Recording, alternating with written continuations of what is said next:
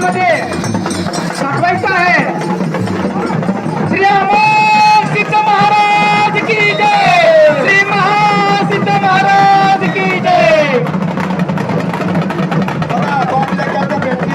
त्यांची महिमा त्यांची लीला आपण लाक्षांत डोळ्यानं बघतो। आपल्या या कोरोळी गावामध्ये पुण्यक्षेत्र अन्नक्षेत्र गावामध्ये 5 एकरचं भेटी होतं। आनंदामध्ये आपल्या आनंदाने आपण आपल्या या गावामध्ये असं एक कार्य होतं।